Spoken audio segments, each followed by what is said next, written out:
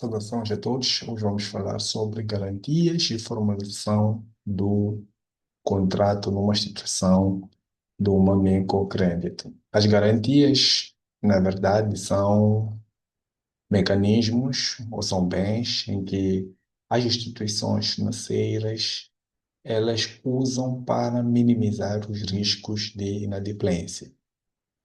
Quando um cliente deixa uma só a instituição ter mais segurança em relação ao empréstimo, mas também o cliente tem algo que pressione com que ele cumpra com aquelas que são as suas obrigações.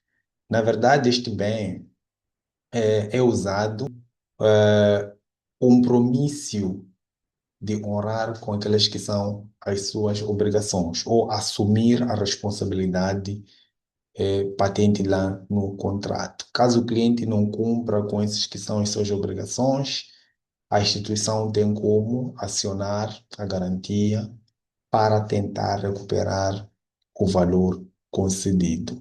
Existem vários tipos de garantia e nós iremos falar aqui hoje. Iremos falar sobre garantias reais, iremos falar também sobre as garantias pessoas.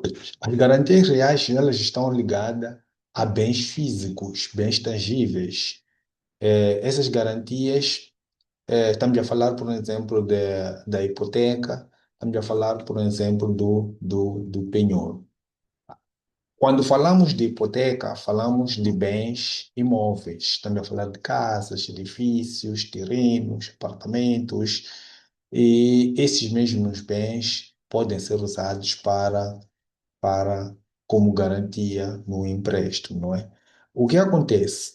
Pela dimensão ou pelo tipo de bem, é importante que esses mesmos bens sejam, ou esse mesmo contrato seja formalizado a nível do cartório, seja registrado, tenha um registro na conservatória, de modo a assegurar ou a tornar o contrato mais potente, né? Defendermos aquelas que são as nossas causas. Esses bens ficam na posse do próprio cliente, mas estão vinculados a um contrato caso o cliente não cumpra pode ser acionado, não é? Depois temos o penhor, aí já envolve bens móveis, estamos a falar de carros, estamos a falar de eletrodomésticos, estamos a falar de telefone, outros bens também que têm valor. Neste processo já, no penhor, o bem pode ou não ficar na posse da instituição. Isto vai depender daquele que é o contrato que nós temos com o cliente, não é? Mas nota bem, é importante que a gente solicite comprovativos de propriedade desses mesmos bens. Avalie se de facto esses bens lhe pertencem, se esses bens não foram alugados, se esses bens não foram, os documentos nos fornecidos não foram falsificados, porque só isso é que vai garantir com que a gente esteja seguro neste mesmo empréstimo. Temos também as garantias pessoais, não é? Aqui já o compromisso são compromissos assumidos por terceiros que vão garantir o pagamento da dívida caso o tomador principal não cumpra com aquelas que são as suas obrigações. Estamos a falar, por exemplo, do avalista, que é uma pessoa física ou jurídica que se compromete em pagar a dívida caso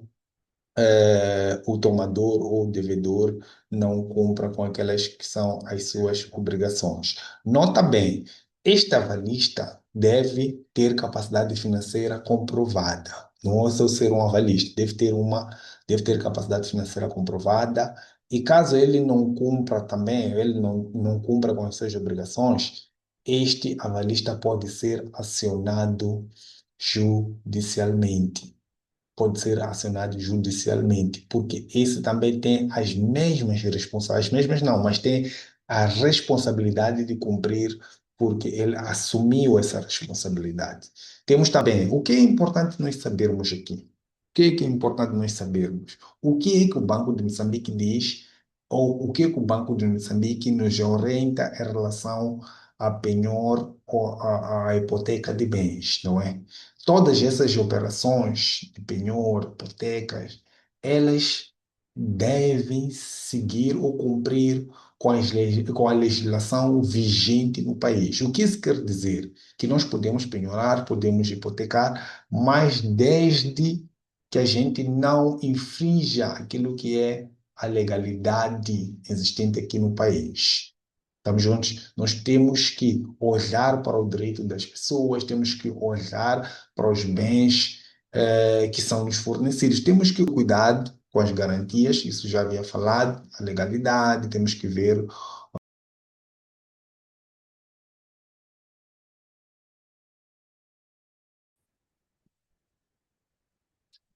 Ok, vamos falar sobre a formalização do contrato, que é uma etapa que é feita após a definição daquelas que são as garantias, né? O que acontece nessa formalização do contrato? Aqui, nesta etapa, as instituições financeiras e o cliente já fazem a formalização do próprio contrato. E este mesmo contrato deve seguir passos que nós aqui iremos deixar. O primeiro passo é a elaboração do próprio contrato. Aqui deve ser preparado o contrato, deve ser escrito o contrato. Lá dentro deste contrato devem estar lá todos os detalhes, todas as condições acordadas entre as partes. Estamos a falar do valor solicitado, estamos a falar do prazo de pagamento, as taxas de juros, as condições de pagamento, a data de pagamento, as formas de pagamento, os encargos, tudo aquilo que foi acordado entre as partes devem estar lá. Envolve também as garantias, etc, etc. Então, é importante que todas essas cláusulas que estão lá no contrato devem ser claros, devem estar de forma acessível ao cliente. Nós sabemos que muitas das vezes nós trabalhamos com vários tipos de clientes, trabalhamos com pessoas com baixa escolaridade, então neste momento é importante que a gente esteja lá, esteja a explicar a essas mesmas pessoas o que está escrito no contrato. É da responsabilidade da instituição garantir que este processo seja feito de forma transparente e compreensível para o cliente. Temos a primeira etapa, que é a revisão do contrato, não é? O cliente deve ler o contrato, deve entender, compreender todas as cláusulas que lá antes de assinar o próprio contrato. Deve garantir o entendimento do próprio contrato, explicar ponto a ponto. Caso o cliente tenha alguma dúvida, é nossa responsabilidade esclarecer sobre o que está a acontecer neste contrato. Depois tem a assinatura do contrato. Depois de todos lerem o contrato, perceberem o que está escrito no contrato, aí já é feita a assinatura do contrato, não é?